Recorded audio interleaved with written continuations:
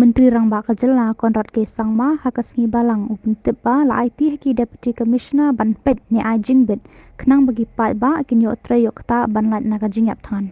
The deputy commissioners are trying to balance out this entire aspect of the economic issues versus necessities versus healthcare. So wherever we are seeing that the requirement is there, we have allowed the deputy commissioners to give the necessary permission simply because of the fact that we need to also realize that people also are facing a lot of difficulty and challenges. It is not possible to survive by just closing everything down. So therefore, as and when we can allow in a safe manner for certain activities to take place, deputy commissioners have been. So based on that, the deputy commissioners are.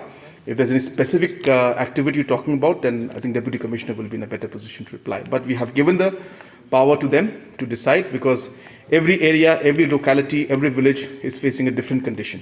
So therefore, applying the same rule to all does not make full sense. So we are keeping health as priority, but we are also allowing them to have activities as per the need basis, which the deputy commissioners, BDOs and SDOs feel are safe to take.